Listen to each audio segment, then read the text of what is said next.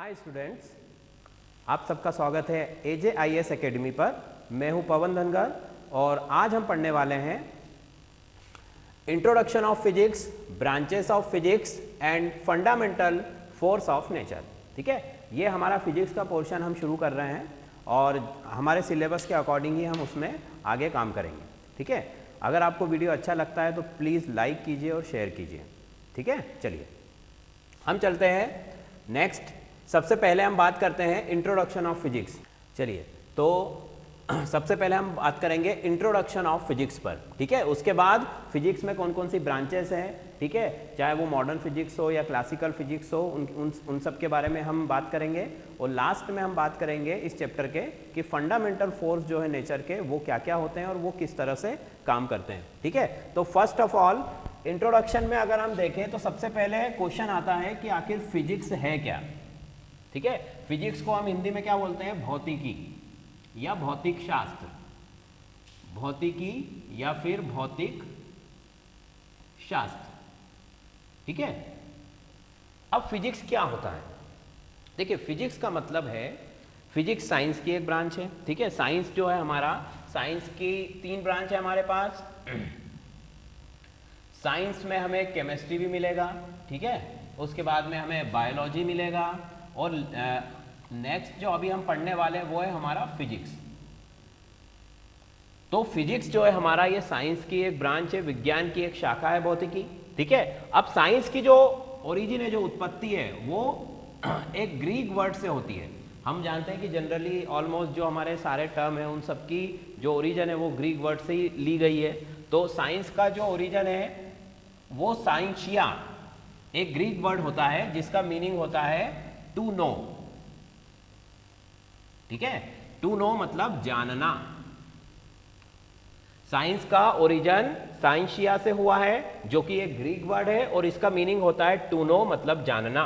ठीक है, तो साइंस का बेसिक मतलब भी यही होता है, क्यूरियोसिटी जो होती है ह्यूमन बींग्स की, वही एक तरह से आज पूरा ये साइंस डेवलप हो गया है कि भाई हमारे सराउंडिंग में, हमारे आसपास कोई भी फिनोमिना अगर हो रहा है, कोई भी घटना घटित हो रही है तो वो क्यों हो रही है, उसका कारण क्या है, इसी को जानना ही विज्ञान कहलाता है। ठीक है, तो सबसे पहले विज्ञान का हमने पढ़ा कि विज्ञान का मतलब ही होता है कि जानना या कैसे हो रहा है उसके कारण को खोजने की बात होती है इसके अंदर। अब इसी की ब्रांच जो फिजिक्स है हमारी, इसको हम पढ़ने वाले हैं। और फिजिक्स का जो ओरिजिन है वो भी एक ग्रीक वर्ड से ही हुआ है, फुसिस, जिसको क्या बोला जाता है, फुसिस। इसका मतलब होता है नेचर। मतलब फिजिक्स का ग्रीक में मतलब क्या होता है, नेचर, प्रकृति। प्रकृति, प्रकृति मीन्स हमारे सराउंडिंग की सारी चीजें आ गई इसके अंदर, चाहे वो लिविंग हो, नॉन लिविंग हो। ठीक है, कोई सा भी उसका स्टेट हो, सॉलिड, लिक्विड, गैस हो, कोई भी मैटर हो, एनर्जी हो, प्लैनेट है, स्टार्स है, गैलेक्सीज। ठीक है, गैलेक्सी से लेकर बड़ी से बड़ा ऑब्जेक्ट से लेकर के छोटे से छोटा एटम, मॉलिक्यूल्स तक, वो सभी चीजें किसके अंदर आती है, नेचर के अंदर, प्रकृति के अंदर आती है। तो फिजिक्स का मतलब होता है नेचर और साइंस का मतलब होता है जानना। आज हम बात करने वाले हैं फिजिक्स के बारे में। तो फिजिक्स जो है हमारा प्रकृति के, फिजिक्स की अगर हम परिभाषा देखें या उसकी डेफिनेशन बनाएं तो प्रकृति या हमारे सराउंडिंग में नेचुरल जितने भी फिनोमिना हो रहे हैं, चाहे वो हम लोग कर रहे हो या फिर वो नेचर उसको ऑर्गेनाइज कर रहा हो, जैसे बारिश का होना, नदियों का बहना, बादल में बिजली का चमकना। ठीक है, ये सब क्या है, नेचुरल फिनोमिनन है। यहाँ प्राकृतिक घटना है, बादल जब गरजते हैं तो पुराने टाइम में लोग उसे अपशगुन मानते थे। ठीक है, और उसके पीछे कई सारे स्पेशल रीजंस देते थे। ठीक है, बट यहाँ पर अब हमें पता है कि बादल क्यों गरजते हैं, हमें पता है कि अब बिजली क्यों चमकती है, वो नीचे डिस्चार्ज क्यों होती है, या जो हमारा अर्थ है वो सन के सराउंड में घूम रहा है, क्यों घूम रहा है, एक्सिस पर क्यों घूम रहा है। इस तरह की जितने भी नेचुरल फिनोमिना है वो सब के सब हम फिजिक्स में उनकी स्टडी करते हैं। ठीक, इसके अलावा जो हम लोग फिनोमिना करते हैं, जैसे कि मान लीजिए कि कार चलाना, बाइक चलाना, तो अगर कार रोड पर चल रही है तो फ्रिक्शन का फोर्स उस पर अप्लाई हो रहा है, रोड और उसके टायर्स के बीच में। अगर फिर उसमें इंजन है तो इंजन की जो भी सारी बातें वो भी सब फिजिक्स में आ जाती हैं, मैकेनिक्स उसके अलग से एक ब्रांच है। तो इस तरह से तारों के टिमटिमाने से लेकर के गाड़ियों का चलना या नेचर में होने वाले जितने भी चेंजेस हैं या जितने भी फिनोमिना हैं, जितनी भी घटनाएं हैं, वो सारी घटनाओं का अध्ययन हम फिजिक्स के अंदर करते हैं। ठीक, और इसके अलावा फिजिक्स के अंदर हम और किस चीज़ का अध्ययन करते हैं? फिजिक्स के अंदर हम बेसिकली अगर साइंटिफिक लेवल पर, अगर या हम कहें कि वैज्ञानिक दृष्टि से उसकी बात करें, तो हम मैटर और एनर्जी, इन दो चीज़ों की स्टडी फिजिक्स के अंदर करते हैं। ठीक है, तो मैं यहाँ पर लिख देता हूँ कि फिजिक्स, पहला तो हम क्या क्या करते हैं इसके अंदर बेटा? It is the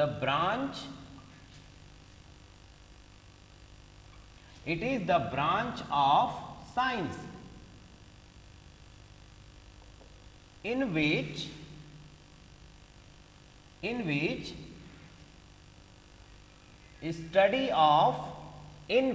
study of natural phenomena,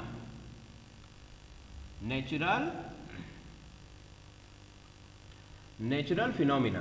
ठीक है, मतलब फिजिक्स क्या है? विज्ञान की वह शाखा है जिसके अंतर्गत हम प्राकृतिक घटनाओं का अध्ययन करते हैं। ठीक है, इसके अंदर क्या किया जाता है? प्राकृतिक घटनाओं का अध्ययन। प्राकृतिक घटनाओं का अध्ययन करना ही फिजिक्स कहलाता है। फाइन। दूसरी बात हमने क्या बोली थी कि फिजिक्स क्या है? जिसके अंदर जिसके अंदर एनर्जी और मैटर के बारे में बात कर रहे हैं हम, उसकी दोनों के बीच में इंटरेक्शन की और दोनों के अलग अलग उनकी इंडिविजुअल भी हम बातें कर रहे हैं। तो हम अगला पॉइंट क्या लिख सकते हैं कि टू स्टडी, मैं डायरेक्ट लिख देता हूं, to study about matter and energy. ठीक है, मैटर और एनर्जी की बात कर रहे हैं, along with interaction between them।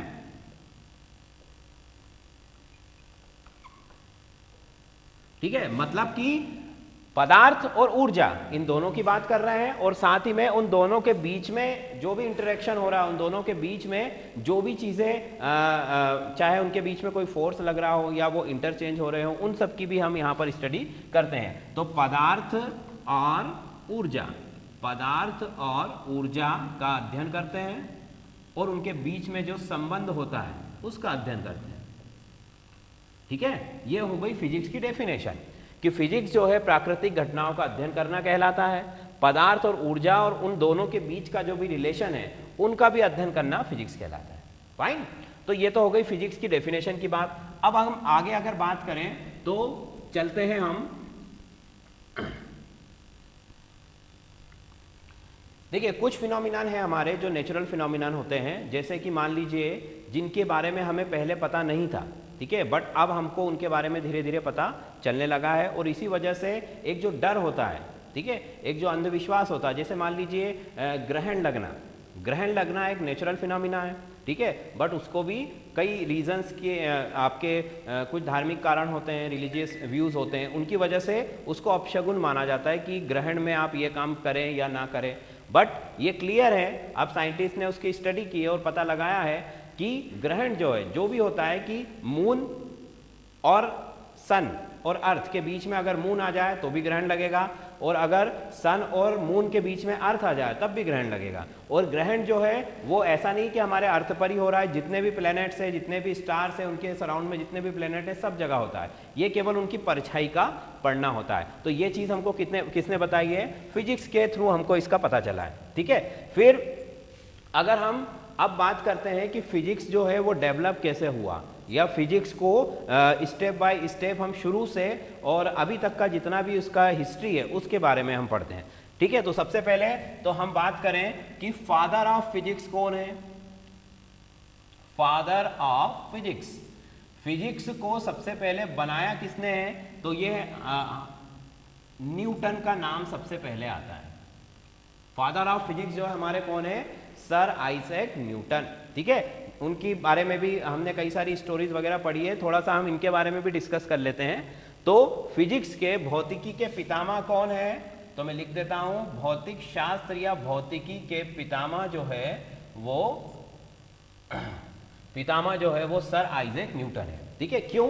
क्योंकि न्यूटन ने ही वो बेस तैयार किया था जिसके ऊपर आज जो है फिजिक्स का इतना बड़ा बिल्डिंग जो है वो खड़ा है। ठीक है, न्यूटन ने छोटे से छोटे लॉज से लेकर के हमें कई सारी चीज़ें बताई। सबसे इंपॉर्टेंट ग्रेविटी के बारे में उनका आइडिया था, फोर्स के बारे में उन्होंने बताया, मोशन के बारे में बताया, एक्सेलरेशन के बारे में बताया, और भी दुनिया भर की बहुत सारी जो रूल्स हैं, ठीक है, चाहे वो लॉ ऑफ मोशंस हो, और इन सारी चीज़ों के बारे में मतलब ऑलमोस्ट फिजिक्स की हर पॉइंट के बारे में उन्होंने बताया। ये बात अलग है कि आगे चल के उन पर और डिटेल में स्टडी हुई, ठीक है, बट ऑलमोस्ट सारी चीज़ों के बारे में सर आइजैक न्यूटन ने हमें बता दिया था। और उनकी जो सबसे बड़ा जो डिस्कवरी थी, जो सबसे बड़ी खोज थी, वो थी ग्रेविटी की खोज। ठीक है, हम सबको पता है, एप्पल वाली स्टोरी सुनी हुई है, ठीक है, कि न्यूटन के सिर के ऊपर या उनके पास में एप्पल के जो पेड़ होता, वहाँ से एक एप्पल गिरा। ठीक है, तो उन्होंने ये सोचा कि ये एप्पल नीचे ही क्यों गिरा, हवा में क्यों नहीं रुका, या ऊपर क्यों ना चला गया, इधर उधर कोई भी डायरेक्शन में वो नहीं गया, केवल कहाँ आकर के गिरा, नीचे आकर के। वहीं से उन्होंने ग्रेविटी का आइडिया का जो है वो पिक कर लिया। ठीक है, फिर इसके अलावा उन्होंने मोशन, फोर्स, इनके बारे में भी बताया। और एक सबसे इंटरेस्टिंग बात न्यूटन के बारे में कि न्यूटन इतने बड़े वैज्ञानिक होने के बाद भी जो भगवान में बिलीव करने वाले थे। हम देखते हैं जनरली कि जितने भी साइंटिस्ट हैं हमारे, वो भगवान को नहीं मानते, वो बोलते हैं कि भाई नेचर में ये सारी चीज़ें अपने आप हो रही हैं और नेचर उनको रेगुलेट करता है। ठीक है, बट वो ये कहते थे कि भगवान को वो बहुत अच्छे तरह से उनके ऊपर बिलीव करते थे, और उनके साइंस से ज़्यादा जो आर्टिकल्स हैं वो रिलीजियस व्यू पर ही आते थे।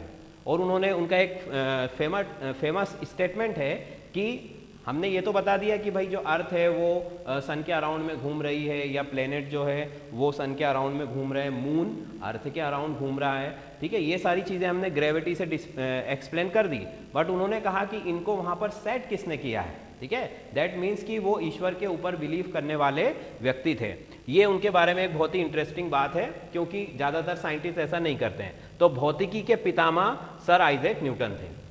अगर हम फिजिक्स को अब यहाँ से अगर डिवाइड करना शुरू करें, अच्छा एक और चीज़ है इसमें कि आपसे अगर इस तरह से पूछा जाता है कि मॉडर्न फिजिक्स जो होता है, मॉडर्न फिजिक्स, इसके फादर कौन थे, तो मॉडर्न फिजिक्स के फादर कौन थे हमारे, आइंस्टाइन।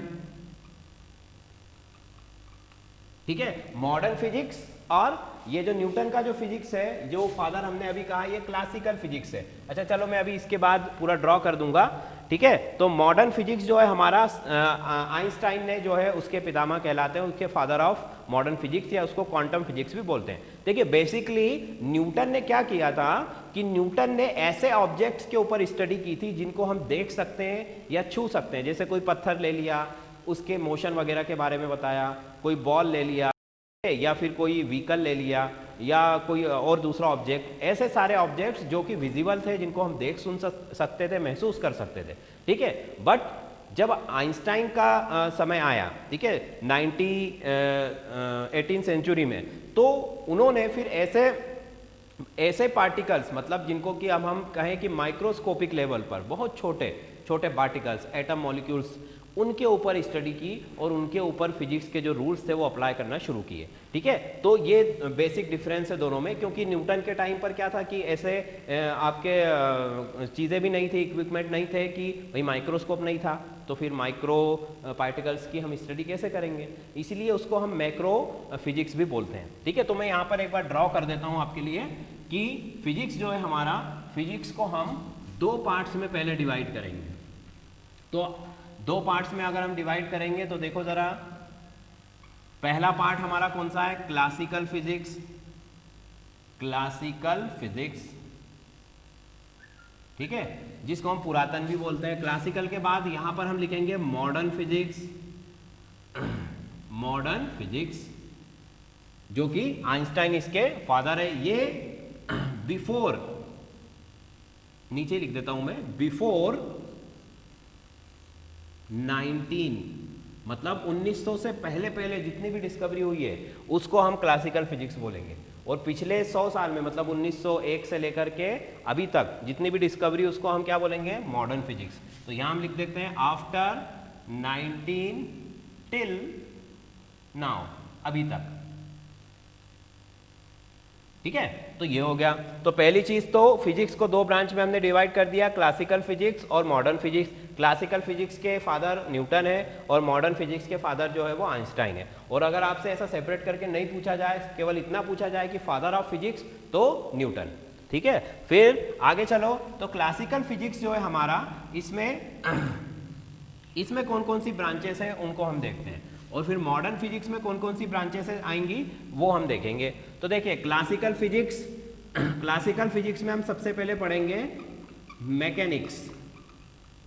ठीक है, मैकेनिक्स मतलब इसको हिंदी में बोला जाता है यांत्रिकी।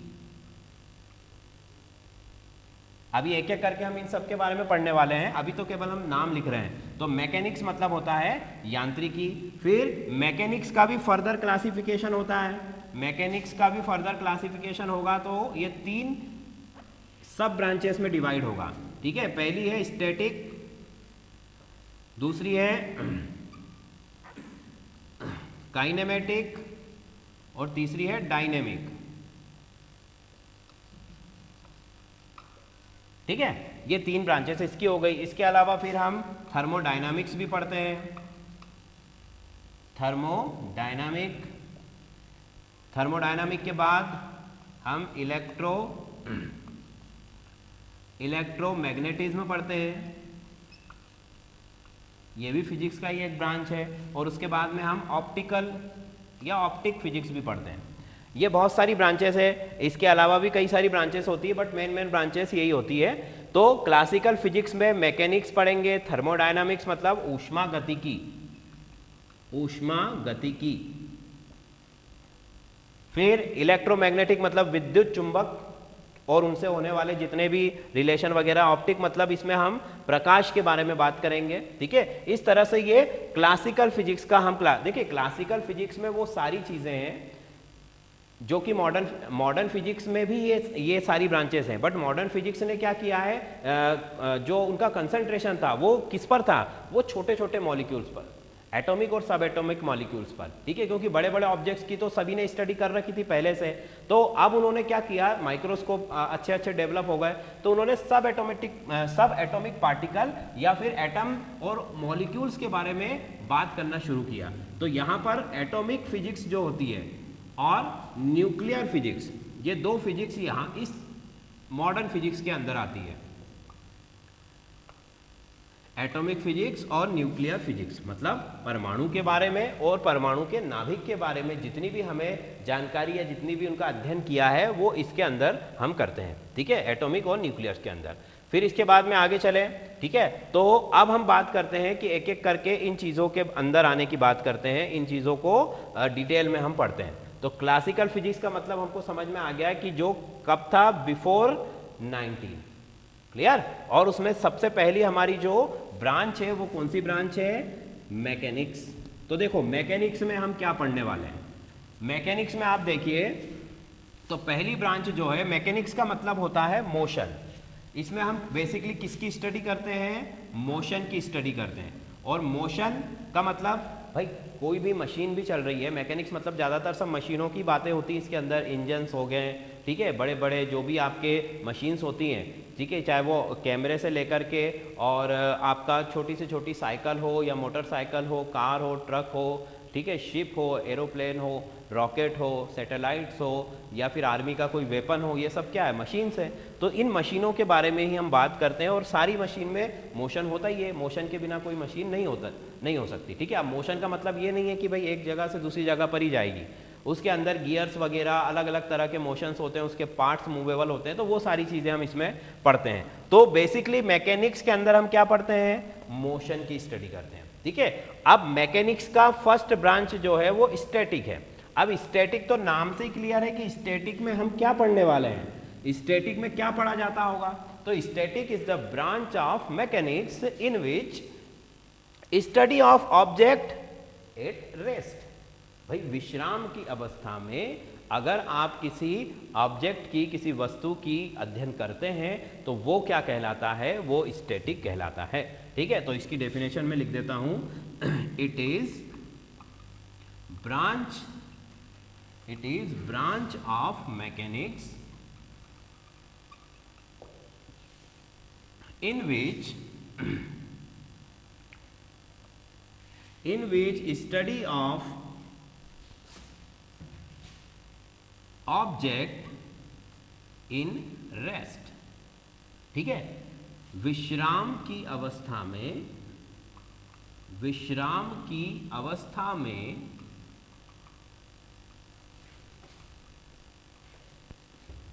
किसी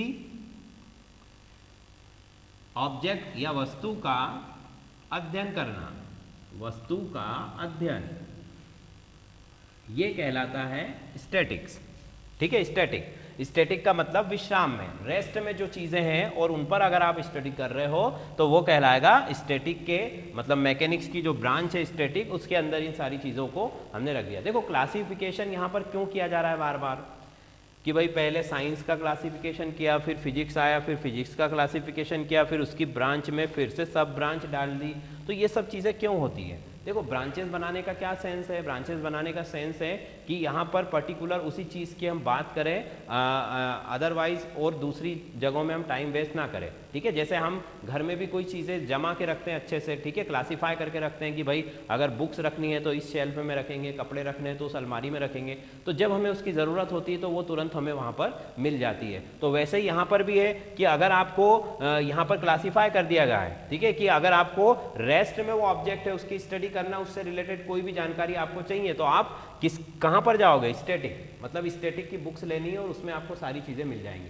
आपको अगर इनको क्लासीफाई नहीं किया जाएगा तो क्या होगा? फिर ढूंढना पड़ेगा सारी चीज़ें, जहाँ पर स्टडी आपको जब उसकी रिक्वायरमेंट होगी तब आपको फिर सारी की सारी चीज़ों को देखना पड़ेगा। इसीलिए साइंटिस्ट ने उन सब चीज़ों को अलग अलग क्या कर दिया है?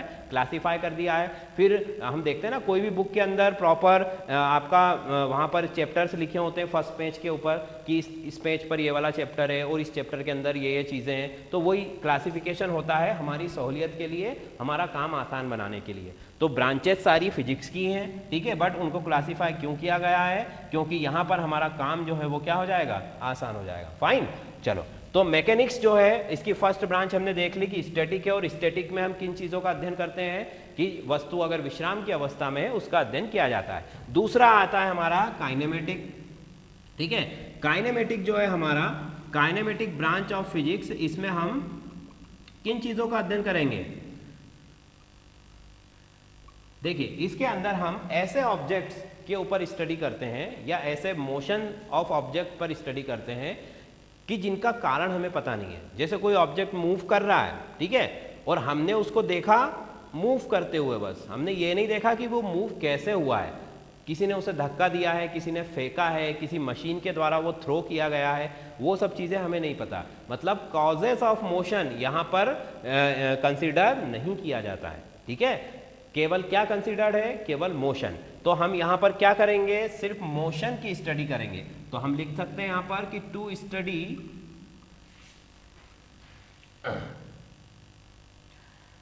Study about motion of object, ठीक है, motion about object without considering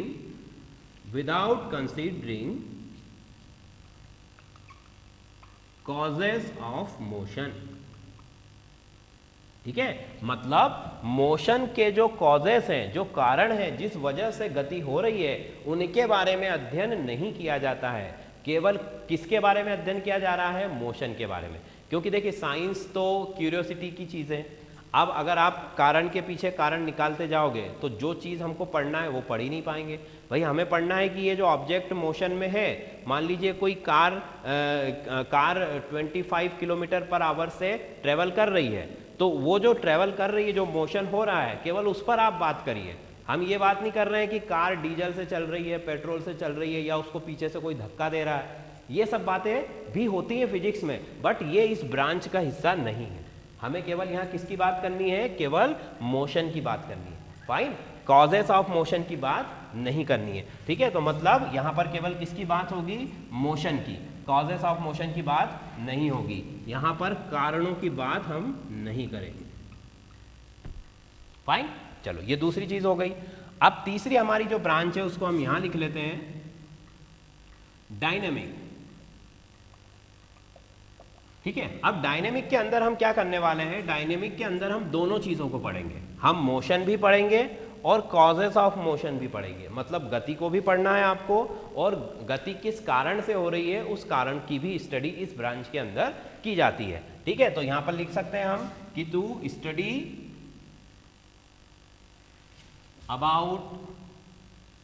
about motion, to study about motion of object. केवल आपको डेफिनेशन में क्या करना है, विदाउट हटा दीजिए, बस बन गई इसकी डेफिनेशन। कॉजेस ऑफ मोशन, गति और गति के कारणों का भी अध्ययन किया जाता है।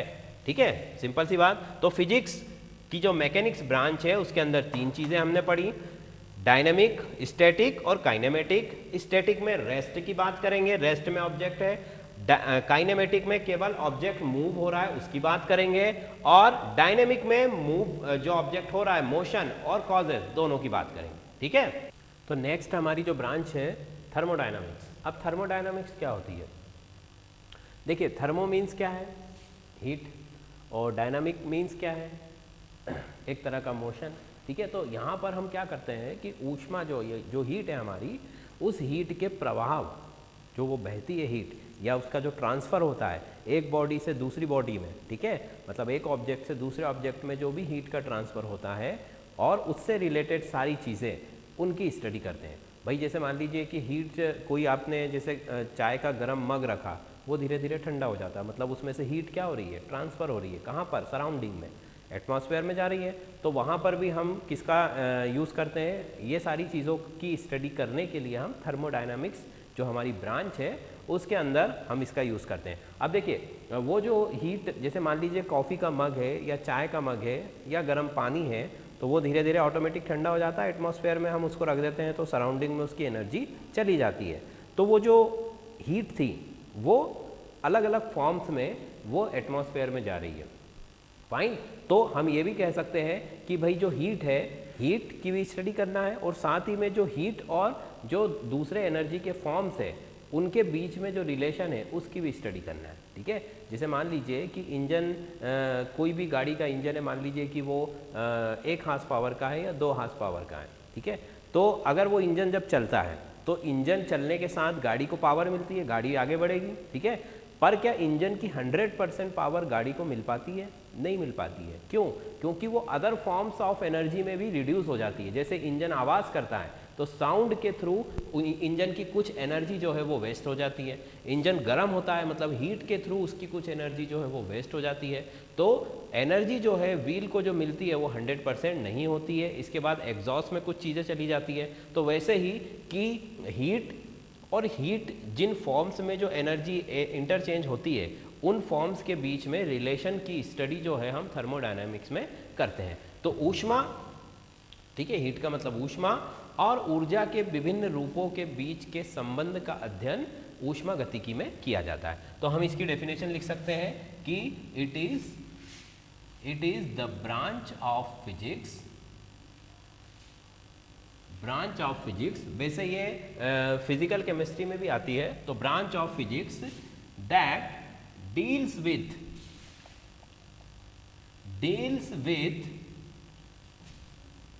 हीट and relation between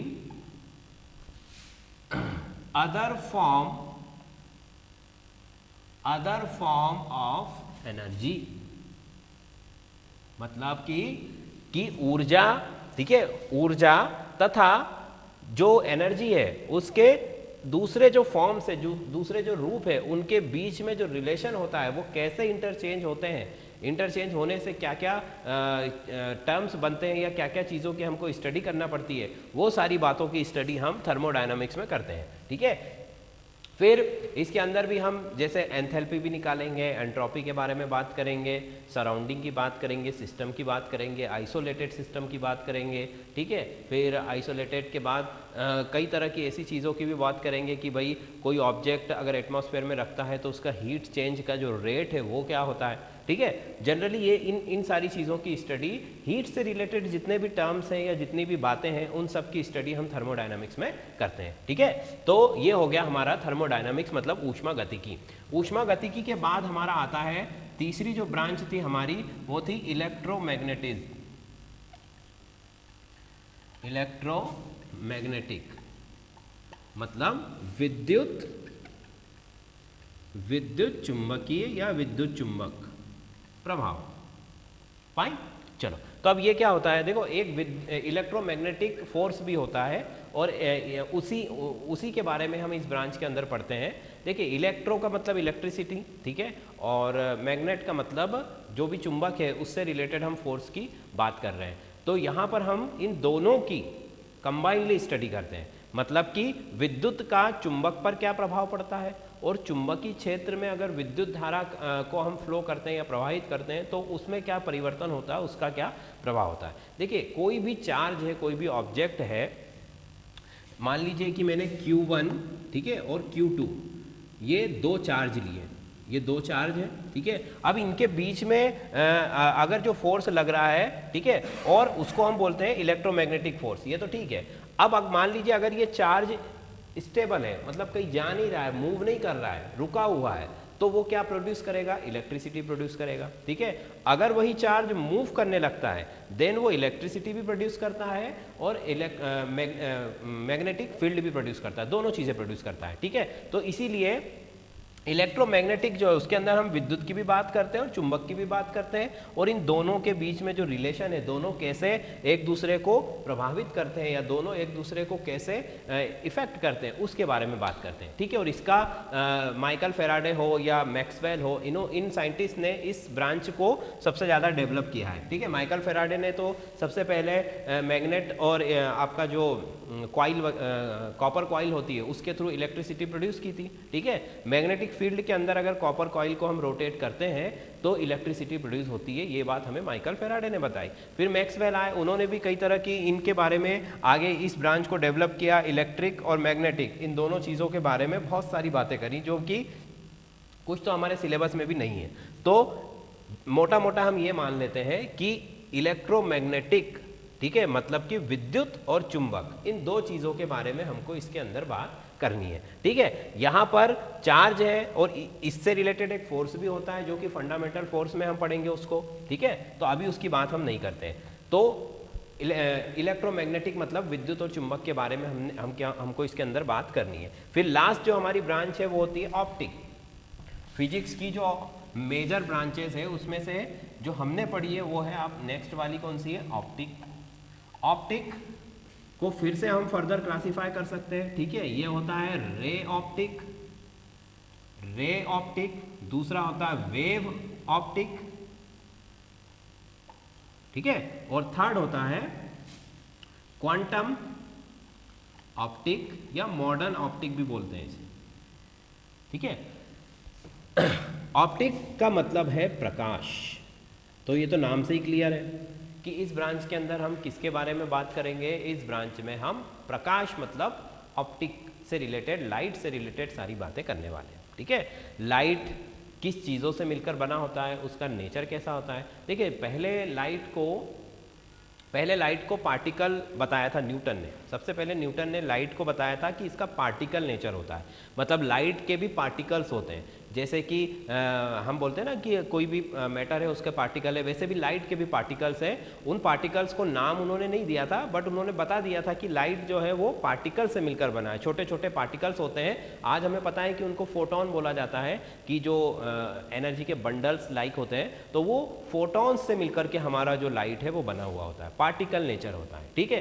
फिर बाद में अलग अलग एक्सपेरिमेंट्स हुए, कई सारे साइंटिस्ट ने यह बताया कि भाई लाइट जो है वो पार्टिकल नेचर नहीं है, लाइट लाइट का तो वेव नेचर है, ये तो तरंग की तरह व्यवहार करता है, इसकी कणीय प्रकृति नहीं है। कुछ साइंटिस्ट ने ये बताया, क्योंकि कुछ एक्सपेरिमेंट्स ऐसे थे जो उसके वेव नेचर को प्रूफ कर रहे थे और कुछ एक्सपेरिमेंट ऐसे थे जो उसके पार्टिकल नेचर को प्रूफ कर रहे थे। ठीक है, अभी हमने लास्ट लेक्चर में ही पढ़ा था फोटो इलेक्ट्रिक इफेक्ट, जो लाइट के पार्टिकल नेचर को प्रूफ करता है। फिर उसके अलावा वेव नेचर को प्रूफ करने वाले भी कई सारे एक्सपेरिमेंट्स, क्योंकि जो हमारा लाइट है वो कहाँ से आता है, स्पेस से आता है, और स्पेस में कोई मीडियम तो अवेलेबल है नहीं, तो वो क्या है, वेव के फॉर्म में, रेस के फॉर्म में आ रहा है। तो वो वेव वाला जो पोर्शन था, जो साइंटिस्ट ने ये बताया कि ये वेव नेचर है, उस समय न्यूटन उनको क्रॉस वेरीफाई नहीं कर पाए, क्योंकि उस समय इतनी टेक्नोलॉजी भी नहीं थी और वो दूसरी चीज़ों पर काम कर रहे थे। तो फाइनली ये हुआ कि न्यूटन ने पहले बताया था कि ये कणीय प्रकृति है, इसका पार्टिकल नेचर है, बट बाद में ये पता चला कि ये वेव नेचर है। ठीक है, फिर क्या हुआ, आगे चल के पता चला कि भाई लाइट जो है ये पार्टिकल नेचर भी है और वेव नेचर भी है, इसमें दोनों तरह के नेचर है, इसकी कणीय प्रकृति भी है और इसकी तरंग प्रकृति भी है। ठीक है, तो अब जाकर के लाइट को, अभी भी लाइट के ऊपर स्टडीज चल रही है कि आखिर ये है क्या, उसको अब पूरी तरह से अभी भी साइंटिस्ट समझ नहीं पाए, पर फाइनली हमारे पास एक ऐसा हम बोल सकते हैं कि ऐसा थ्योरीज हैं जिनको हम बोल सकते हैं कि लाइट जो है वो पार्टिकल नेचर भी है उसका, और उसका जो नेचर है वो वेव नेचर भी है, कणीय प्रकृति भी है और तरंग प्रकृति भी है। तो इस ब्रांच के अंदर हम लाइट के बारे में ही बात करेंगे, लाइट का स्पीड से लेकर के और भी जितनी भी चीज़ें लाइट से रिलेटेड है, लेंस हो गया, ठीक है, लेंस में इमेज कैसे बनती है, कितने टाइप्स के लेंस होते हैं, फिर मिरर्स की भी बात करेंगे, फिर उसके बाद में मीडियम पर लाइट का क्या इफेक्ट होता है ये भी बातें करेंगे। ये सारी चीज़ें किस में आती है, ऑप्टिक्स के अंदर आती है। तो ऑप्टिक्स को हम 3 पार्ट्स में डिवाइड कर रहे हैं, रे ऑप्टिक्स, वेव ऑप्टिक्स और क्वांटम ऑप्टिक्स। रे ऑप्टिक्स मतलब रेडिएशंस, रेस के फॉर्म में आता है लाइट। मैंने अभी कहा कि सन से जो लाइट आ रहा है, ठीक है, वहाँ पर कोई मीडियम नहीं है, सन और अर्थ के बीच में कोई मीडियम अवेलेबल नहीं है, तो फिर लाइट कैसे आ रहा है वहाँ से, तो वो रेस के फॉर्म में आता है, क्योंकि रेस को ट्रेवल करने के लिए यहाँ पर कोई भी मीडियम की रिक्वायरमेंट नहीं होती है। फिर वेव की बात करें तो इस पर तो बहस हो ही रही थी कि जो लाइट है उसका नेचर कैसा है, उसका नेचर वेव नेचर है, ठीक है, तो उसके बारे में वेव नेचर से रिलेटेड जितनी भी थ्योरीज वगैरह हैं वो सब इसमें पढ़ेंगे हम। फिर क्वांटम ऑप्टिक्स, क्वांटम ऑप्टिक्स का मतलब है कि यहाँ पर हम इसके पार्टिकल नेचर की बात कर रहे हैं, लाइट के पार्टिकल नेचर से रिलेटेड जो भी थ्योरीज हैं उसके बारे में हम बात करेंगे।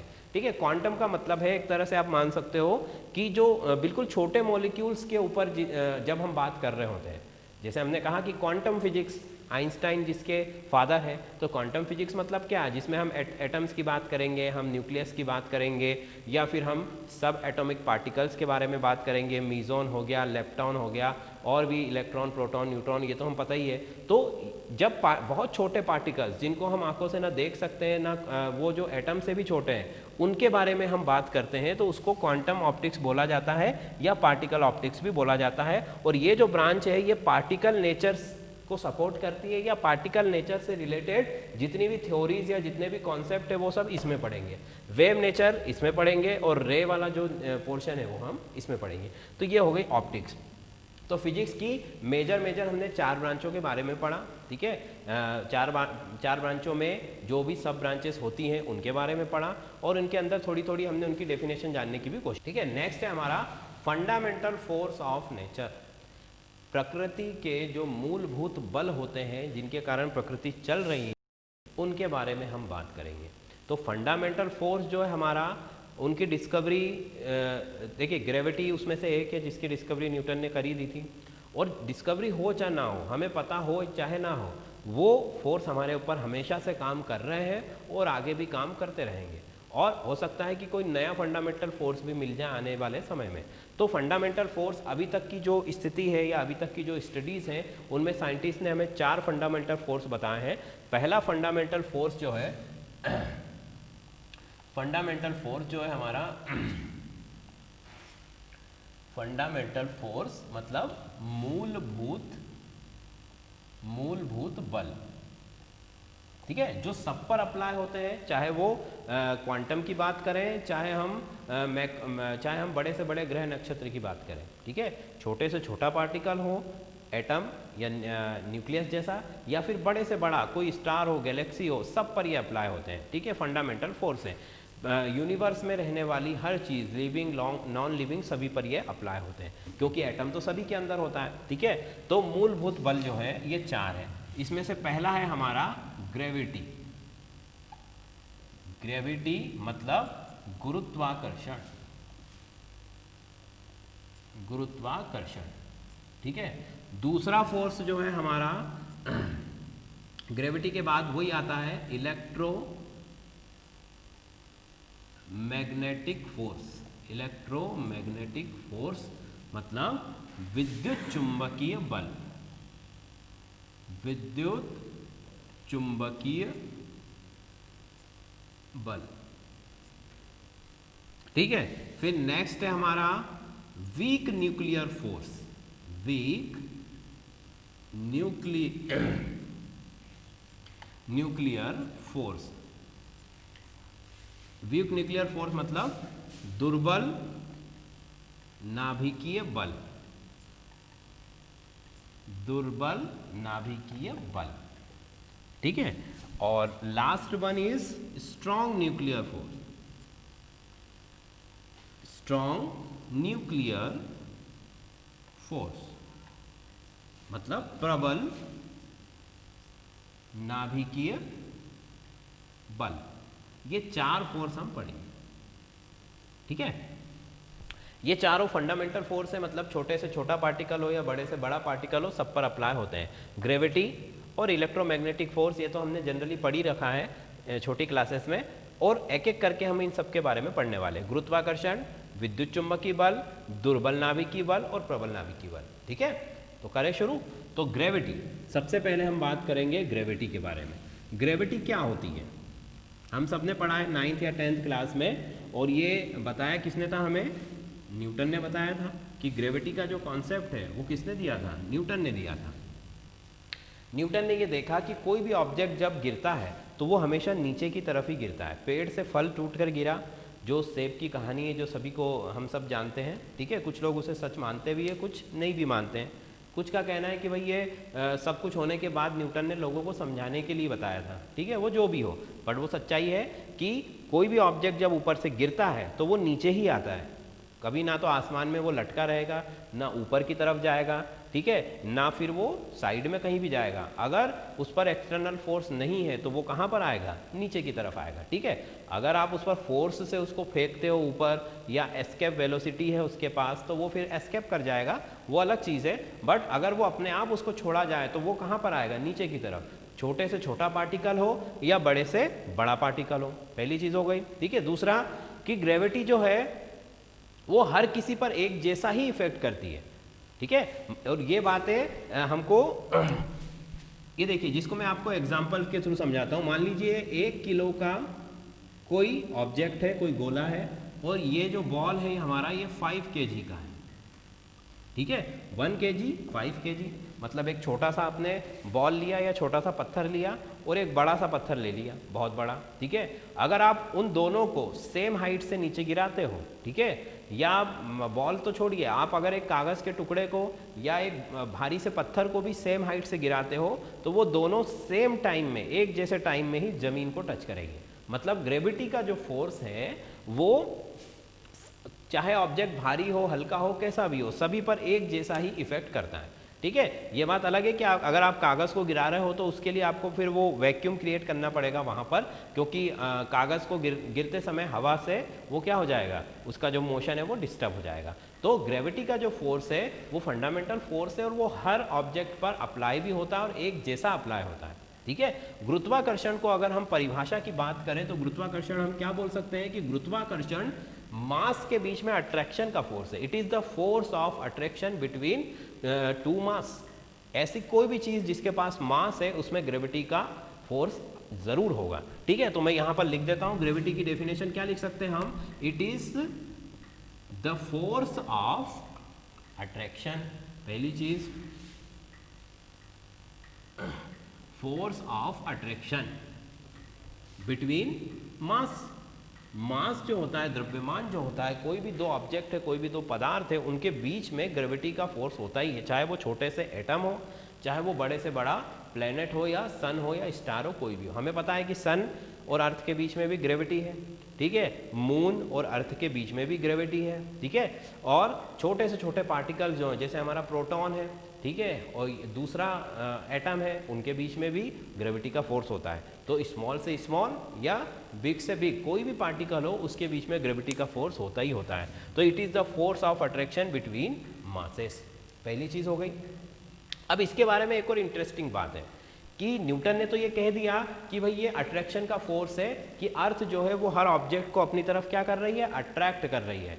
आप उसके अगर ग्रेविटी की रेंज में आप आ जाते हो तो वो आपको खींच लेगी, आपको नीचे की तरफ ले आएगी, ठीक है। तो ये अट्रैक्शन का फोर्स बताया किसका, न्यूटन ने बताया, अर्थ का। अर्थ या कोई भी मास हो, अभी हम अर्थ पर रह रहे हैं तो हम अर्थ की बात करेंगे कि पृथ्वी जो है चीज़ों को नीचे क्यों खींच रही है। तो न्यूटन ने सोचा, दिमाग लगाया कि भाई इसके पास कोई ना कोई अट्रैक्शन का फोर्स है, इसी वजह से ये खींच रही है। फाइन, चलिए आगे चल के जब आगे और स्टडीज़ हुई तो आइंस्टाइन ने अपनी थ्योरी में बताया कि ग्रेविटी जो है वो एक्चुअल में फोर्स ऑफ अट्रैक्शन नहीं है, ठीक है। ग्रेविटी जो है वो फोर्स ऑफ अट्रैक्शन नहीं है, आकर्षण का बल नहीं है, ये तो क्या है, ये तो रिपल्शन है। किसका, स्पेस का। तो स्पेस और टाइम, देखो आइंस्टाइन ने ये बताया कि ये स्पेस और जो टाइम होता है, ठीक है, स्पेस और टाइम एक दूसरे में अच्छी तरह से क्या है, मिक्स्ड है। आइंस्टाइन का कहना था कि जो स्पेस और टाइम है ये दोनों ही एक दूसरे में मिक्स होते हैं, और जब कोई भी ऑब्जेक्ट उसको डिस्टॉर्ट करता है, ठीक है, डिस्टॉर्ट का मतलब उसको विकृत करता है, उसके शेप को बिगाड़ देता है, तो उस ऑब्जेक्ट पर जो फोर्स फील होता है वही ग्रेविटी होती है, ठीक है। जैसे आप इसको सिंपल ऐसा समझ सकते हो कि भाई जैसे अर्थ है हमारी, अर्थ जो है वो स्पेस में लटकी हुई है, वो नीचे कहीं भी नहीं जा रही है, ठीक है। तो अर्थ को चारों तरफ से जो स्पेस है वो क्या कर रहा है, फोर्स कर रहा है, तभी अर्थ अपनी जगह पर स्टेबल है। तो जो चारों तरफ से जो फोर्स कर रहा है, उसी फोर्स को हम अर्थ पर ग्रेविटी के फॉर्म में फील करते हैं। हमें ये लगता है कि अर्थ हमें खींच रही है, बट आइंस्टाइन ने कहा कि अर्थ आपको खींच नहीं रही है, स्पेस आपको ऊपर से क्या कर रहा है, पुश कर रहा है। आप कोई भी ऑब्जेक्ट ऊपर फेंकते हो तो वो नीचे आ जाता है, ठीक है। तो न्यूटन ने कहा कि भाई ये अर्थ इसको खींच रही है, बट आइंस्टाइन ने क्या कहा कि अर्थ ने इसको खींचा नहीं है, इसको स्पेस ने क्या किया हुआ है, ऊपर से दबाया है, ठीक है। तो भाई दोनों ने अलग अलग व्यू से उसको देखा, पर फाइनली हो तो यही रहा है कि ऑब्जेक्ट नीचे आ गया। अब चाहे उसको स्पेस ने धक्का दिया हो या अर्थ ने उसको अट्रैक्ट किया हो, तो दोनों ने अपने व्यूज जो है वो अलग अलग रखे। आइंस्टाइन ने जो डेफिनेशन दी ग्रेविटी की वो क्या दी कि it is the distortion of space time. Space और टाइम का जो डिस्टॉर्शन है, स्पेस और समय और अंतराल की जो विकृति है, वही गुरुत्वाकर्षण होती है। तो हम लिख देते हैं कि समय और अंतराल जो है हमारा, स्पेस और टाइम, समय तथा अंतराल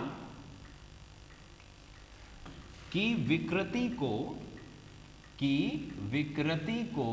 गुरुत्वाकर्षण कहते हैं, गुरुत्वाकर्षण कहते हैं, ठीक है। तो जो डिस्टॉर्शन है, जो स्पेस टाइम का डिस्टॉर्शन है, वही हम ग्रेविटी के फॉर्म में फील करते हैं। और ग्रेविटी जो है मास को आप जितना ज़्यादा बढ़ाओगे उतना ग्रेविटी क्या होती जाएगी, बढ़ती जाएगी। भाई अर्थ की ग्रेविटी जो है वो ज़्यादा है कंपैरिजन टू मून, क्योंकि मून का मास अर्थ से 5 गुना कम है, ठीक है, 1/5 है शायद, या 1/6 भी है। तो 5 या 6 गुना कम है, इसलिए वहाँ पर ग्रेविटी भी 5 या 6 गुना कम है। अर्थ पर अगर मान लीजिए हमारा वेट 60 kg है, तो मून पर हमारा वेट 10 kg हो जाएगा। इसके अगेंस्ट अगर हम जाते हैं बड़े प्लेनेट पर, मान लीजिए हम चले जाते हैं जुपिटर पर, तो जुपिटर एक बहुत बड़ा प्लेनेट है, अर्थ से कम लाखों गुना बड़ा प्लेनेट है। तो अर्थ के कंपैरिजन में जुपिटर की जो ग्रेविटी है वो भी उतनी ही बड़ी होगी, ठीक है। तो अगर मान लीजिए अर्थ पर हमारा वजन 1 किलो है, तो वहाँ पर कितना हो जाएगा, 1 लाख किलो। मतलब हम वहाँ सर्वाइव कर ही नहीं पाएंगे, हम हमारे वजन में ही दब के मर सकते हैं, इतनी ज़्यादा ग्रेविटी होती है। हमारे एक एक मॉलिक्यूल्स को वो क्या कर सकता है, तोड़ सकता है। और सन पर जाओगे तो सन तो और बड़ा होता है, भाई जुपिटर से भी बड़ा है तो उसकी ग्रेविटी क्या होगी, और ज़्यादा होगी। तो कहने का मतलब कि मास को जितना आप बढ़ाते जाओगे, जितना उसमें द्रव्यमान बढ़ता जाएगा, उतनी ही उसकी गुरुत्वाकर्षण की शक्ति बढ़ती जाएगी। ठीक, तो गुरुत्वाकर्षण को बताने के लिए एक छोटा सा हमने फॉर्मूला पढ़ा हुआ है 9th या 10th में। ये डेफिनेशन को मैं मिटा देता हूँ, यहीं पर लिख देता हूँ कि गुरुत्वाकर्षण का जो फॉर्मूला है, फोर्स है, उसको हम कैसे डिफाइन करेंगे भाई। उसको हमने डिफाइन कर दिया कि F equal to capital G m1 m2 upon में r स्क्वायर। ये फॉर्मूला हो गया किसका, ग्रेविटी का। ग्रेविटी का फॉर्मूला हो गया। अब देखिए आपकी यहाँ पर जो G है हमारा, ये G क्या है, ये कांस्टेंट। कौन सा कांस्टेंट, ग्रेविटी का कांस्टेंट है, और इसकी वैल्यू होती है 6.67 इंटू 10 टू द पावर -11। ठीक है, यूनिट अगर इसकी देखना चाहो तो यूनिट भी हम यहीं से बना देते हैं। देखो G को इधर ले आओ तो F इधर चला जाएगा, तो G ये हो गया F r square upon m1 m2। F मतलब क्या है, फोर्स है, तो F का यूनिट क्या होगा, न्यूटन। R मतलब क्या है, R मतलब रेडियस, डिस्टेंस मतलब मीटर, तो ये हो गया न्यूटन मीटर स्क्वायर अपॉन में ये दोनों क्या है, ये दोनों क्या है, केजी में बताएंगे, मास है तो केजी का स्क्वायर, तो ये G का यूनिट हो गया। ठीक है, तो ये सिंपल सा फोर्स है गुरुत्वाकर्षण का कि F equal to G m1 m2 upon r square. इसको मैं आपको बता भी देता हूं कि देखो, जैसे मान लीजिए दो ऑब्जेक्ट हमने लिए, एक का मास जो है वो m1 है, दूसरे का मास जो है वो m2 है। ठीक है, इसी फॉर्मूले से हम देख रहे हैं। दोनों के बीच का जो डिस्टेंस है वो कितना है, r। ये दोनों के बीच का डिस्टेंस r लिख दिया। तब उनके बीच में जो ग्रेविटी का फोर्स है वो इस फॉर्मूले से हम कैलकुलेट कर सकते हैं कि F equal to m1 m2 upon r square. मतलब कि m1 मतलब इस वाले का मास, m2 मतलब उस वाले ऑब्जेक्ट का मास, और r मतलब दोनों के बीच का डिस्टेंस। G है वो क्या है हमारा, G तो कांस्टेंट है, तो m1 m2 यहाँ पर क्या है, मास है, ये लिख दिया मैंने मास, और आपका जो r है वो क्या है, रेडियस है या डिस्टेंस है दोनों के बीच का, और G जो है वो हमारा कांस्टेंट है। तो ये हो गया हमारा ग्रेविटी का सिंपल सा फॉर्मूला। ठीक है, फिर इसकी कुछ प्रॉपर्टीज के बारे में हम बात करते हैं कि गुरुत्वाकर्षण बल जो होता है, जो मूलभूत बल है, हर प्रकार के अणु, परमाणु, ग्रह, तारे, नक्षत्र सब पर लगता है, उसकी क्या विशेषताएं होती है, उसकी प्रॉपर्टीज क्या होती है। ठीक है, तो पहली प्रॉपर्टी, गुरुत्वाकर्षण की पहली प्रॉपर्टी क्या होती है कि ये वीकेस्ट फोर्स होता है, सबसे कमजोर बल होता है। ठीक है, जो भी यूनिवर्स में जितने भी फोर्स हम पढ़ेंगे उनमें से सबसे वीक फोर्स है। क्यों वीक फोर्स है कि भाई आप मान लीजिए ये दो चीज़ों के बीच में मैं ऐसा रखता हूं तो ग्रेविटी का फोर्स है इन दोनों के बीच में, बट ये इतना नहीं है कि ये मेरे हाथ के फोर्स को हटा करके और दोनों चिपक जाएं, ऐसा तो नहीं होगा। आप इनको फ्री अगर छोड़ दोगे किसी सरफेस पर भी, तब भी ये दोनों आपस में चिपकेंगे क्या, नहीं चिपकेंगे, बट इनके बीच में ग्रेविटी है, तो इसीलिए ग्रेविटी जो है वो वीक फोर्स है। तो हम यहाँ क्या लिख सकते हैं, सबसे पहला पॉइंट वीकेस्ट फोर्स है, मतलब सबसे दुर्बल बल है ब्रह्मांड में या यूनिवर्स में। सबसे दुर्बल बल कौन सा है, आपका ग्रेविटी, गुरुत्वाकर्षण का। ये तो पहली बात। दूसरी बात, ये लॉन्ग रेंज है, लॉन्ग रेंज फोर्स है, मतलब कि इसकी जो परास है वो बहुत ज़्यादा है।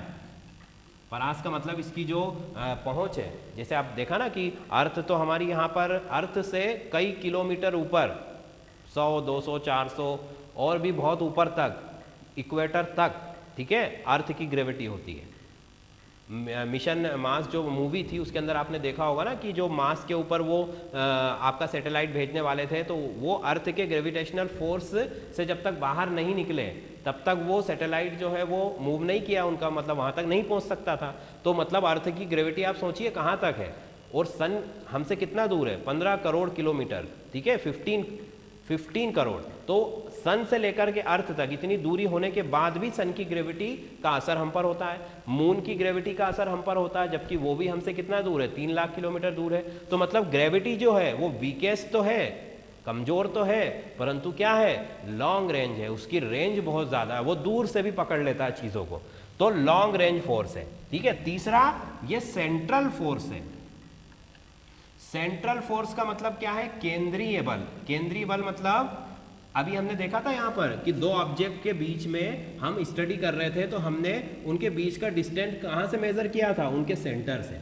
हमने यहां से मेजर नहीं किया था कि आर ये नहीं है, ठीक है, आर क्या है, आर ये है। तो कोई भी ऑब्जेक्ट के सेंटर से डिस्टेंस मेंटेन होता है, इसीलिए इसको बोला जाता है कि ये कौन सा फोर्स है, सेंटर्ड फोर्स है। तो गुरुत्वाकर्षण बल वीकेस्ट बल होता है, ठीक है, पहली चीज। दूसरी चीज लॉन्ग रेंज फोर्स है, ठीक है। तीसरी चीज सेंट्रल फोर्स है। चौथा इसकी प्रॉपर्टी होती है कि ये ओबे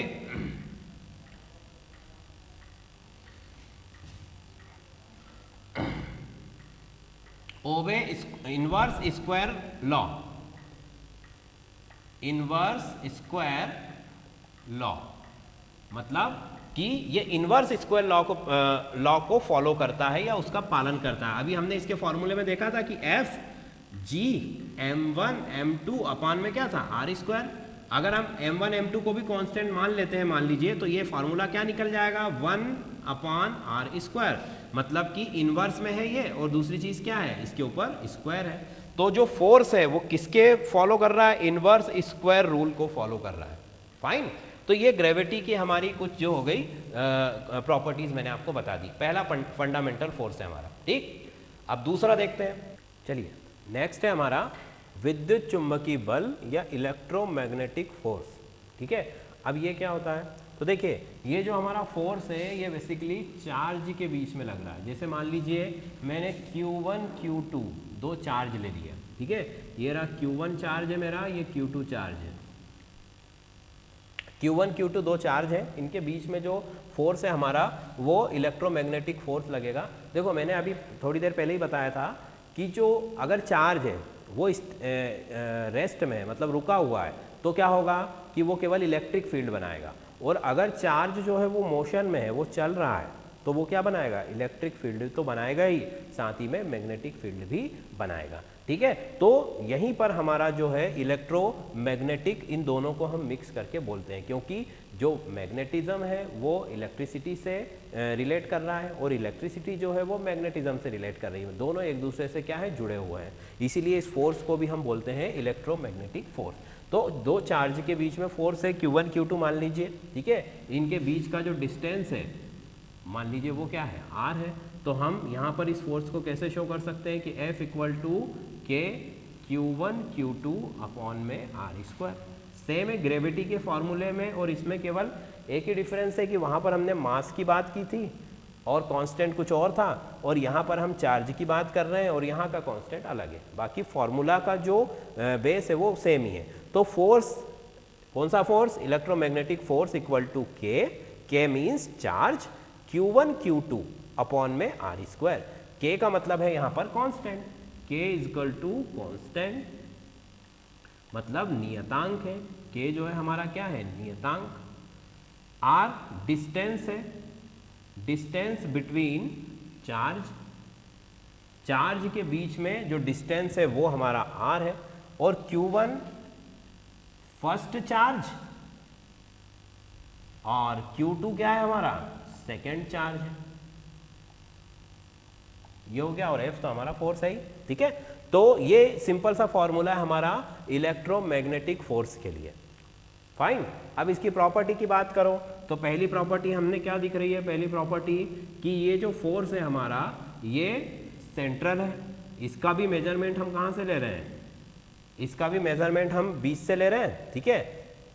हम ऐसा तो नहीं बता रहे हैं कि भाई ये दो चार्ज है तो इनके बीच का डिस्टेंस ये है, हम बता रहे हैं सेंटर से। मतलब दैट मीन्स कि ये जो फोर्स है ये भी कैसा है, सेंटर्ड फोर्स है। दूसरी प्रॉपर्टी इसकी देखो तो हमारा जो इलेक्ट्रोमैग्नेटिक फोर्स है ये पॉजिटिव भी हो सकता है, मतलब अट्रैक्ट भी कर सकता है और रिपेल भी कर सकता है। आकर्षण भी है और विकर्षण भी है, दोनों तरह का बल है ये, ठीक है। मतलब यहाँ हम क्या लिख सकते हैं कि ये एक तो क्या कर सकता है, अट्रैक्ट भी कर सकता है, और दूसरी क्या कर सकता है, रिपेल। रिपल्शन का भी फोर्स है और अट्रैक्शन का भी फोर्स है, ऐसा भी आप मान लीजिए। दोनों फोर्स यहाँ पर काम कर रहे हैं। अब अट्रैक्शन कब होगा, जब सेम चार्ज होंगे, सेम चार्ज, भाई मान लीजिए दोनों पॉजिटिव पॉजिटिव है, या सॉरी अट्रैक्शन कब होगा, जब डिफरेंट चार्ज होगा। डिफरेंट चार्ज जब होगा, एक पॉजिटिव एक नेगेटिव, तो अट्रैक्शन होगा। एक नेगेटिव या दूसरा पॉजिटिव, तो भी अट्रैक्शन होगा। तो अगर अट्रैक्शन का फोर्स वो शो कर रहा है, दैट मीन्स उसके जो चार्ज है वो कैसे हैं, वो डिफरेंट चार्ज है। और अगर रिपल्शन शो कर रहा है, मतलब दोनों चार्ज कैसे हैं, सेम है, सेम चार्ज, या तो दोनों नेगेटिव है या दोनों पॉजिटिव है, सेम चार्ज है। फाइन, तो ये हो गई। फिर अगला ये भी क्या कर रहा है, ये भी आप देखो कि इनवर्स स्क्वायर लॉ, वहां पर भी था ग्रेविटी में, यहां पर भी है कि इनवर्स स्क्वायर लॉ को फॉलो कर रहा है। तो हम यहां लिख सकते हैं कि ये क्या कर रहा है, ओबे इनवर्स स्क्वायर लॉ। ये भी क्या कर रहा है, इनवर्स स्क्वायर लॉ को फॉलो कर रहा है। मान लीजिए ये तो कांस्टेंट पहले से ही है, Q1 और Q2 को भी हम कांस्टेंट अगर ले लेते हैं, तो यहां पर हम क्या लिख सकते हैं, F प्रोपोर्शनल है किसके, 1/r²। ठीक है, तो ये इनवर्स लॉ को क्या करता है, फॉलो करता है। फिर इसके बाद में अगर इसके पावर की हम बात करें कि ये कहाँ कहाँ और कितना अप्लाई या कितना इसमें पावर होता है, कितना फोर्स है ये, तो उसमें हम ये बता सकते हैं कि जैसे मान लीजिए न्यूक्लियस जो होता है हमारा, ठीक है, 10⁻⁻15 जो मीटर है, इतना या इससे ज़्यादा कि अगर दूरी है दो चार्ज के बीच में, ये दो चार्ज है, इनके बीच का जो डिस्टेंस है वो 10⁻⁻15 से कम नहीं होना चाहिए। अगर 10⁻⁻15 से कम हुआ, देन ये फोर्स जो है वहां पर वर्क नहीं करेगा, वहां दूसरा फोर्स आ जाएगा जो अभी हम आगे पढ़ने वाले हैं। ठीक है, न्यूक्लियर फोर्सेस जो है, तो 10⁻⁻15 से अबोव अगर ये डिस्टेंस है, तभी ये फोर्स आपका जो है वो काम करेगा, अदरवाइज ये काम नहीं करेगा। तो ये इसकी रेंज हो गई। ठीक है, तो ग्रेविटी तो हमारा लॉन्ग रेंज है ही। दूसरा इसके रेंज मैंने बता दिया कि इसका रेंज कितना है, 10⁻⁻15 से जो आर है हमारा वो कैसा होना चाहिए, 10⁻⁻15 से ग्रेटर देन होना चाहिए, उससे बड़ा होना चाहिए।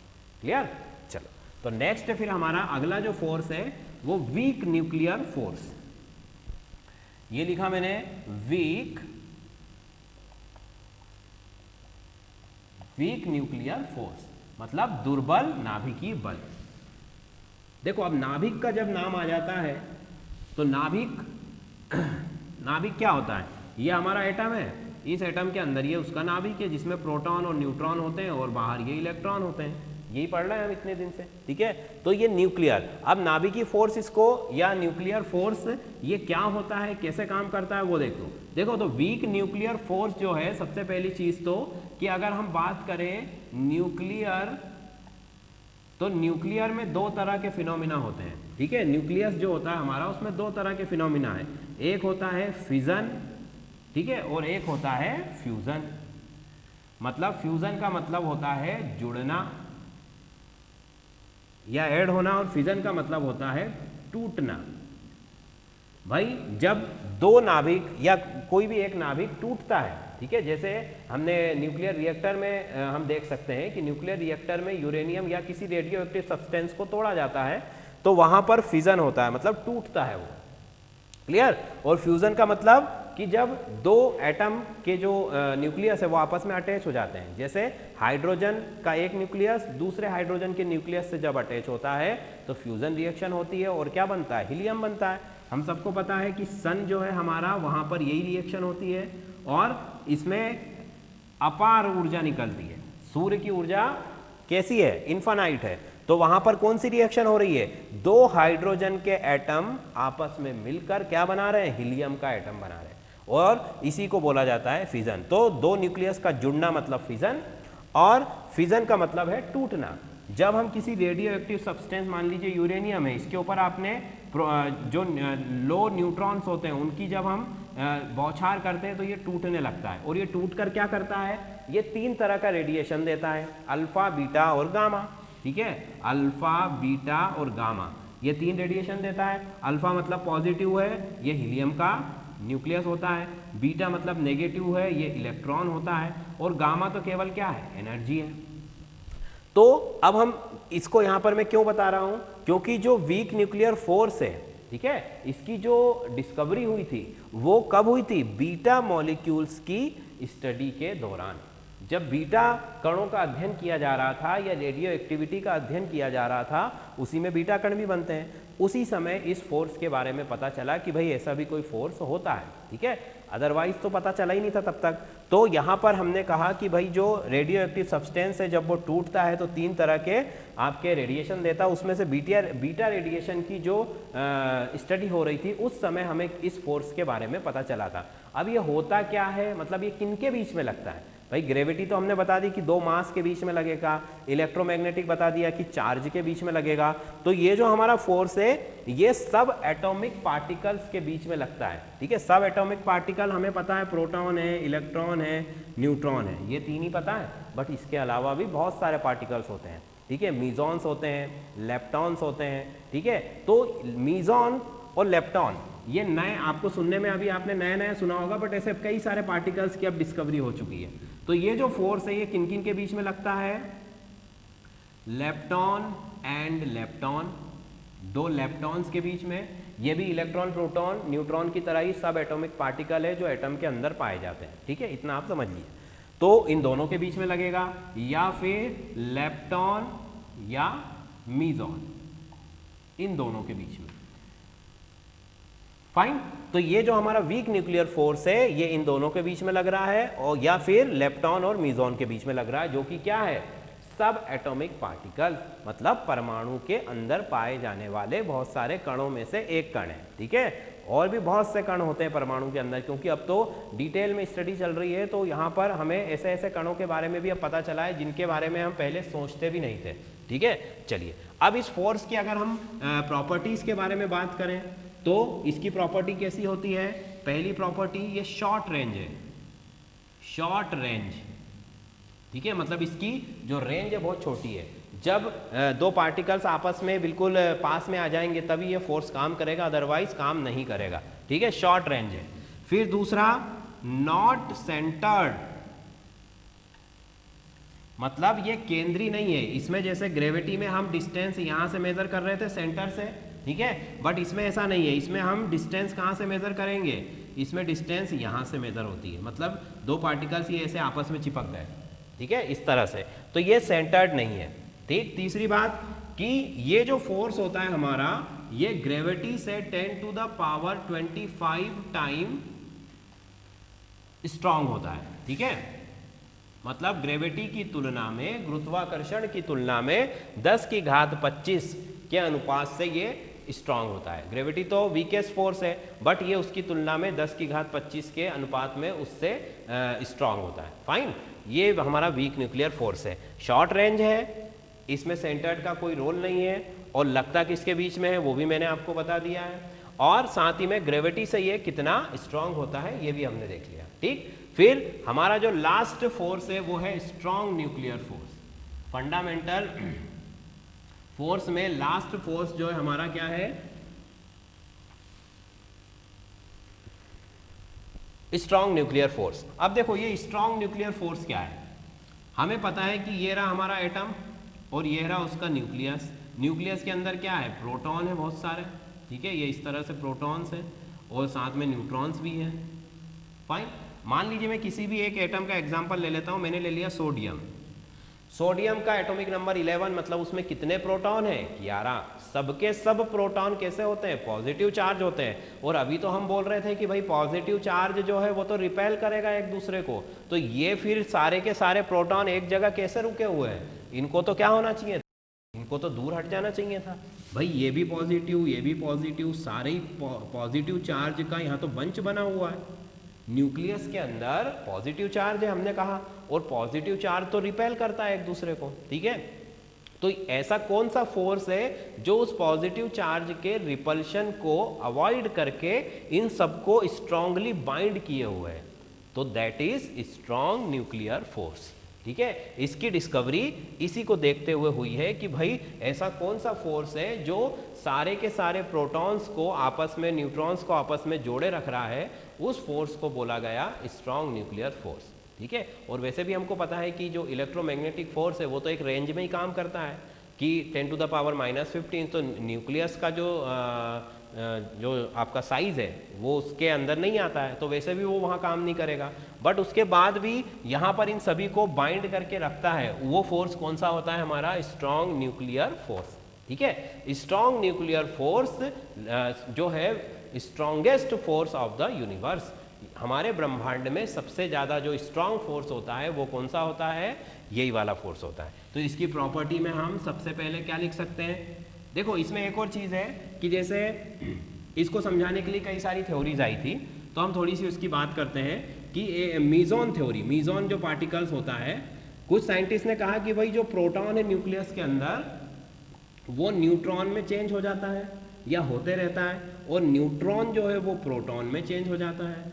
न्यूट्रॉन और न्यूट्रॉन के बीच में भी फोर्स लग रहा है, और प्रोटॉन और प्रोटॉन के बीच में भी फोर्स लग रहा है। आप ऐसा समझ लो कि प्रोटॉन और न्यूट्रॉन के बीच लगने वाला फोर्स, न्यूट्रॉन और प्रोटॉन जो जब चेंज हो रहा है वो वाला फोर्स, और न्यूट्रॉन और न्यूट्रॉन, प्रोटॉन और प्रोटॉन। तो यहाँ पर कई तरह के उन्होंने पार्टिकल्स बताए जिनको मीजॉन्स। देखो जब प्रोटॉन जो है हमारा न्यूट्रॉन में चेंज हो रहा है, ठीक है, तो इसको बोला जाता है फाई पॉजिटिव मीजॉन। जब न्यूट्रॉन प्रोटॉन में चेंज हो रहा है तो बोलेंगे फाई नेगेटिव मीजॉन। और जब ये दोनों सेम आपस में, मतलब न्यूट्रॉन न्यूट्रॉन और प्रोटॉन प्रोटॉन, तो इसको बोला जाता है फाई जीरो मीजॉन।